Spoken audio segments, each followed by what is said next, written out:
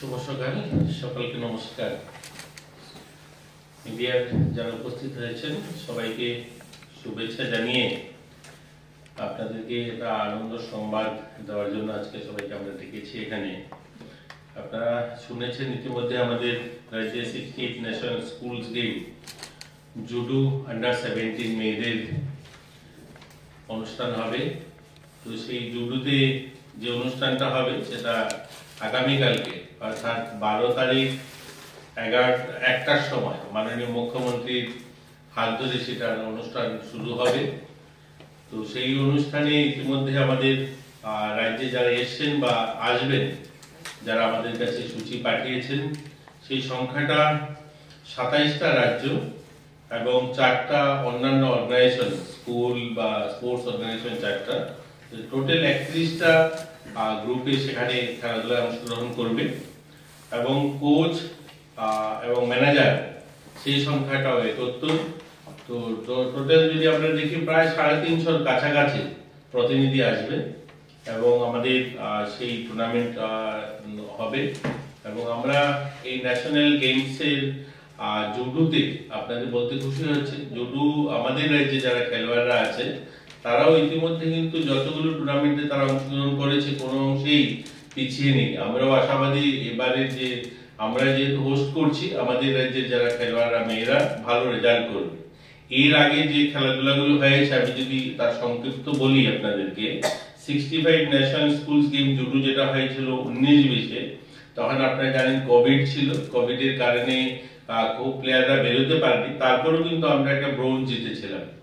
কিন্তু যেটা 22-23-এ যে হয়েছিল 66 ন্যাশনাল স্কুলস গেম, সেখানে কিন্তু আমরা ভালো রেজাল্ট করেছি। আমরা একটা গোল্ড এবং 2টা সিলভার, একটা ব্রোঞ্জ মেডেল আমাদের রাজ্যের ছেলেমেয়েরা জিতেছে।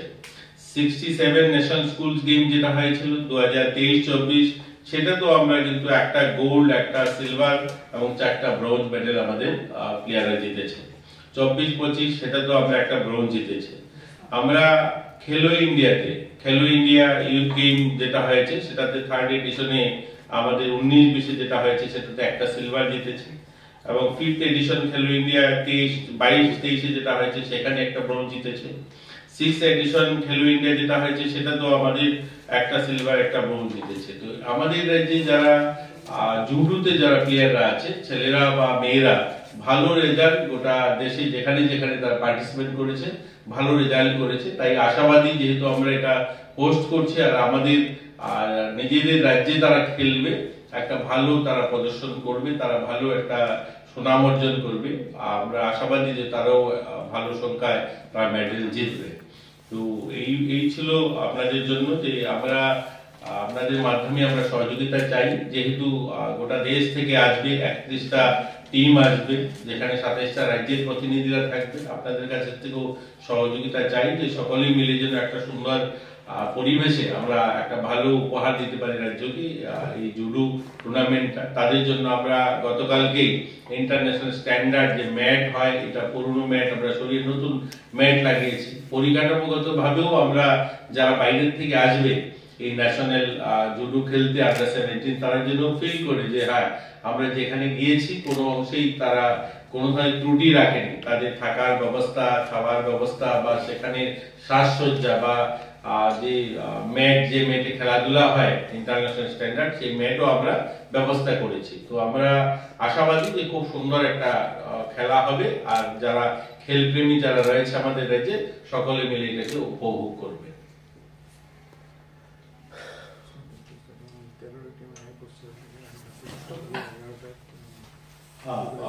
আমাদের এখানে ইতিমধ্যে যেহেতু কালকের থেকে শুরু হবে, 1-2 দিন আগে থেকে যেভাবে বিশেষ করে যারা প্লেয়াররা আছে তারা ট্রেনেই আছে, তো ট্রেন শিডিউলের হিসাবে তারা 2 দিনের আগ থেকেই আসা শুরু হয়েছে। অলরেডি 13টা রাজ্যের মেয়েরা এসে গেছে, বাকি আজকের রাতের মধ্যে সবাই চলে আসবে। ধন্যবাদ আপনাদেরকে। কিছু যদি জিজ্ঞাসা করতে চান। যারা আসছে বাইরে থেকে তাদেরকে খাওয়া দাওয়ার যে ব্যবস্থাগুলো আছে সরকার থেকে করা হচ্ছে, গতবার যারা এসেছিল তাদের থেকে একটু কমপ্লেইন ছিল যে সেরকম সঠিকভাবে দেখাশোনা করা হয়নি তাদেরকে।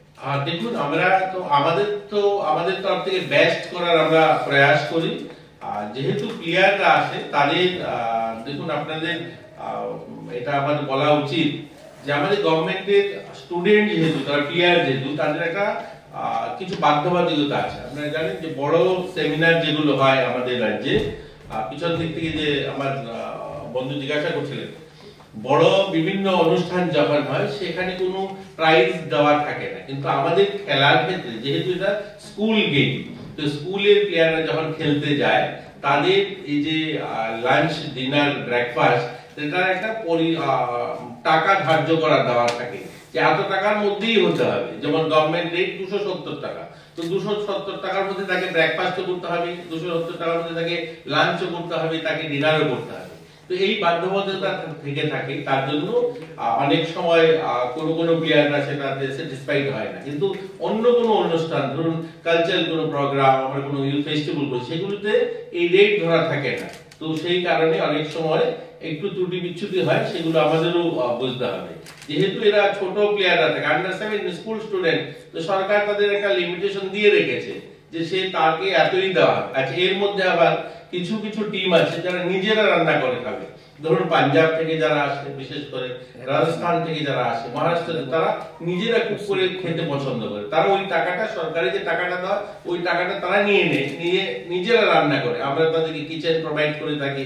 আমাদের বাধারঘাটে যে স্পোর্টস স্কুল রয়েছে, এই যে টুর্নামেন্টটা, এই যে আন্ডার 17 যে আমাদের জুডোটা হবে, এই লেভেলটা হচ্ছে স্কুলের ছেলে মেয়েরা আসছে।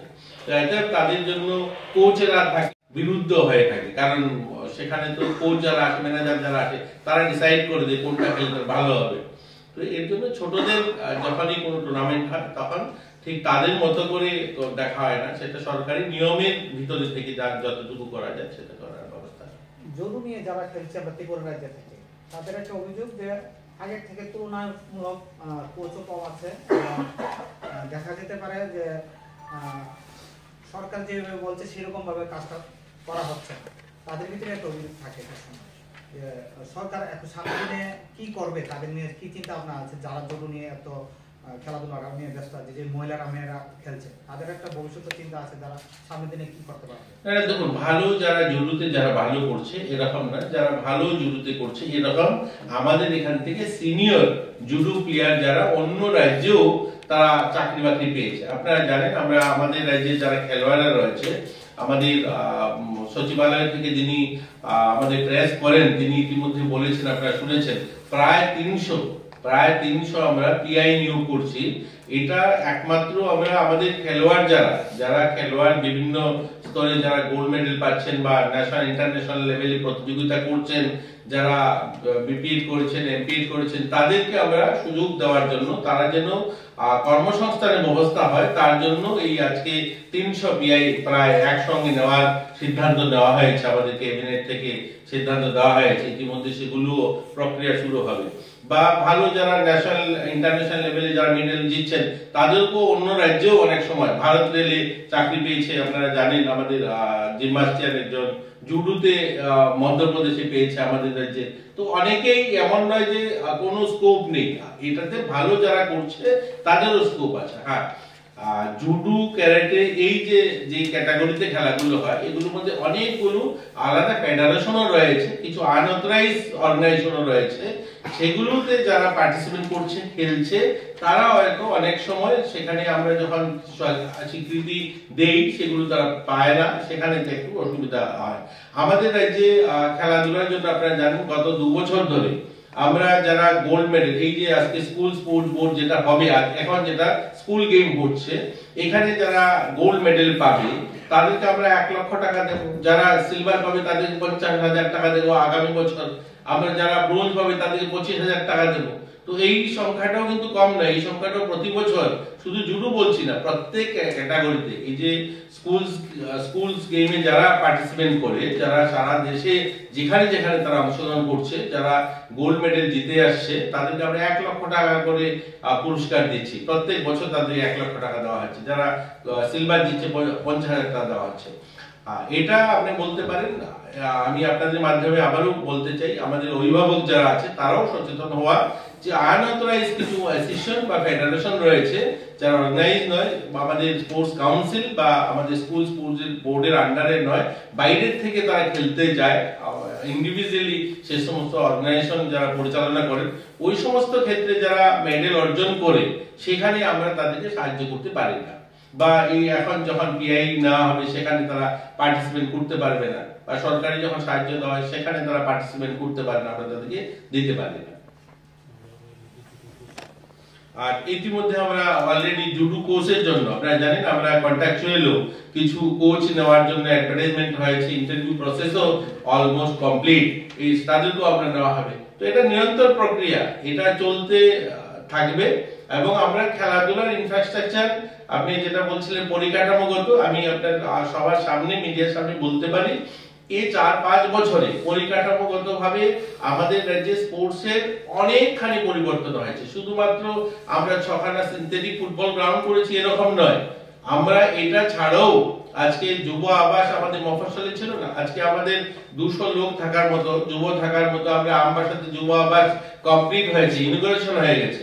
উদয়পুরে যুব আবাসের কাজ শুরু হবে, আমাদের কৈলাসহরে যুব আবাসের কাজ শুরু হয়েছে। আমাদের এই সিনথেটিক মাঠ ছাড়াও 10খানা ফুটবল মাঠ, ন্যাচারাল ঘাসের মাঠ, ইতিমধ্যে মিনি গ্যালারি সহ কাজ শুরু হয়েছে। অনেকগুলো মাঠ অলমোস্ট কমপ্লিটের পথে, ফটিকরায় মাঠ, টিলাবাজার মাঠ, ডলুগাঁও মাঠ, আমাদের জোলাইবাড়ি মাঠ, এগুলো সব ন্যাচারাল ঘাসের মাঠ।